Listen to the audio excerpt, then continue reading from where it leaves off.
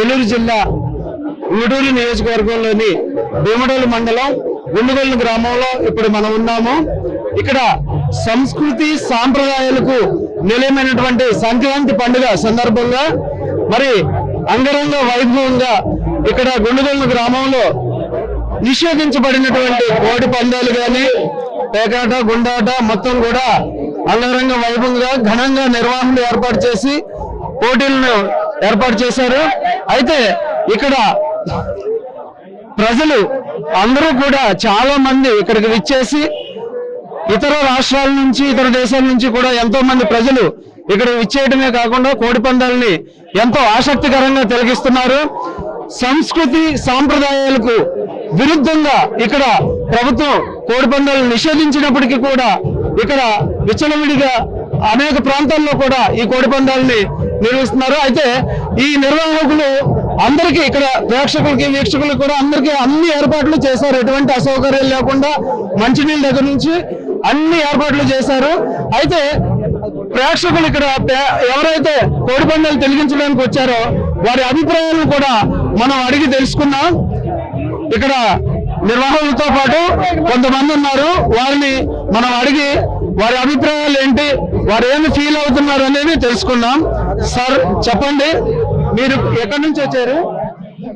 మాది వెస్ట్ గోదావరి దువ్వ గ్రామం నుంచి. ముందుగా ఎంటీవీ ఛానల్ వారికి అలాగే ఎంటీవీ ప్రేక్షకుల వారికి కనుమ శుభాకాంక్షలు తెలియజేస్తూ, మరి ఇటువంటి సంక్రాంతి పండుగ అనేది గోదావరి జిల్లాలో ప్రత్యేకమైనది. అందరూ కూడా దేశాల్లో కూడా నివసిస్తూ వ్యాపార రీత్యా ఉద్యోగ రీత్యాగా ఉంటారు 365 రోజులు. ఈ 3 రోజులు ఇక్కడికి సేకరణ అయ్యి వచ్చి ఎంతో స్నేహితులు కానీ బంధువులను కానీ ప్రేమ ఆప్యాయాలతో పలకరించుకుంటూ ఈ 3 రోజులు ఒక సంవత్సరం ముచ్చట పండుగగా అందరూ స్వాగతిస్తూ అందరూ కూడా మనం సెలబ్రేట్ చేసుకుని వెళ్తారు. మరి what is about your feelings? కోడి పందాలు ప్రభుత్వం నిషేధించింది, అయితే సంస్కృతి సాంప్రదాయాల పేరు మీద ఈ కోడి పందాలు నిర్వహిస్తున్నారు. మీరు చూడడానికి వచ్చారు, వాట్స్ యువర్ ఫీలింగ్? మీ అనుభూతి చెప్పండి. యాక్చువల్గా ఏంటంటే గవర్నమెంట్ వారు నిర్ణయించారు, కానీ ఇది పూర్వం నుంచి గత కొన్ని సంవత్సరాల నుంచి ఇది రావటం అనేది ఒక ఆనవాయితీ. ఇది ట్రెడిషనల్ ప్రోగ్రామ్స్ ఇవన్నీ, ఒక కోడి పందాలు అనేది కాదు, ఒక ఎడ్ల పందాలు అనేది కాదు, ట్రెడిషనల్ ప్రోగ్రామ్స్ అన్ని కూడా లేడీస్ జెంట్స్ అందరూ కూడా పార్టిసిపేట్ చేస్తూ ఆ ప్రోగ్రామ్ ఈ 3 రోజులు ఎంతో ఎంజాయ్ చేయాలని ఆశతోటే చూస్తారు. కానీ ఇది గవర్నమెంట్ కి వ్యతిరేకంగా అయితే ప్రోగ్రామ్స్ అనేది కాదని చెప్పి మేము భావిస్తున్నాం. ఓకే, థ్యాంక్ యూ అండి.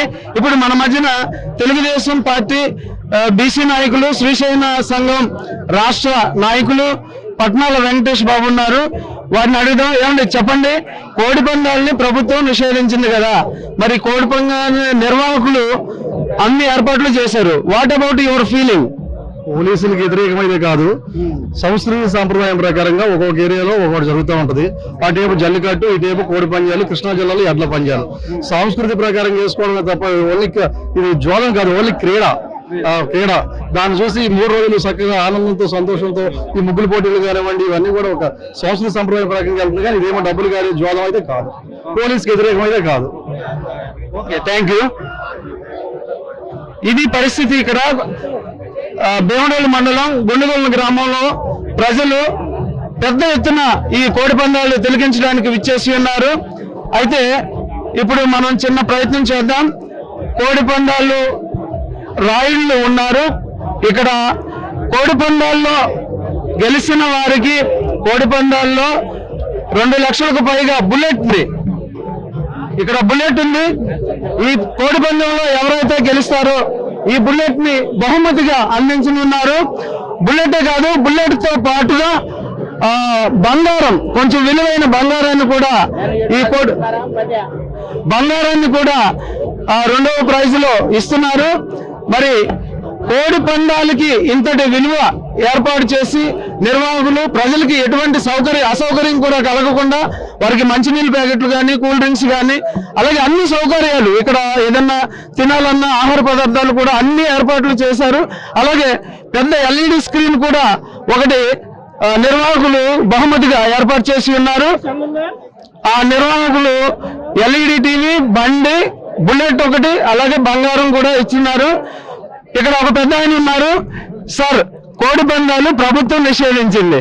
అయినా సంస్కృతి సాంప్రదాయం అని మనం చేసుకుంటున్నాం. మీ అభిప్రాయం ఏంటి? What's your feeling? మా అభిప్రాయం 10 సంవత్సరం వేస్తాం కదండి ప్రతి సంవత్సరం వేసినా ప్రభుత్వం నిషేధిస్తుంది కదా, కోడికి కత్తి కట్టకూడదు కదా, మరి ఎలా అని ఇది గుర్ర పందాలు, దోల పందాలు, ఎడ్ల పందాలు అన్ని ఇచ్చారు కదండి. మరి ఇక్కడి నుంచి ఎవరండి? మీరు ఎక్కడి నుంచి వచ్చారు సార్? మీ ఊరేనా మాది.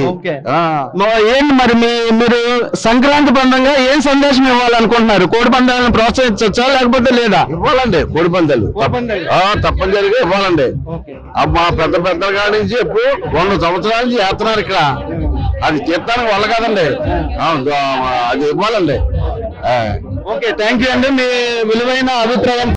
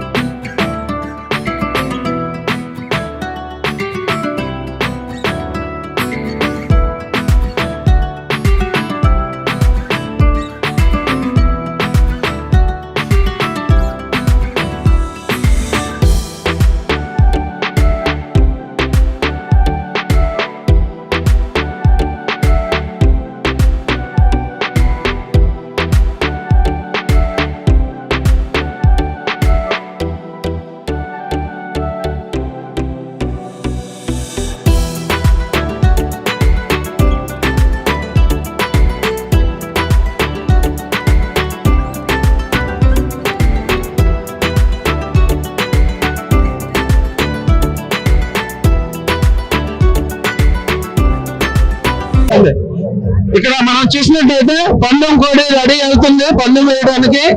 ఒకసారి మనం ఈ పందెం ఎవరైతే వేస్తున్నారో వాళ్ళని అడుగు, ఏం కోడి అండి ఇది?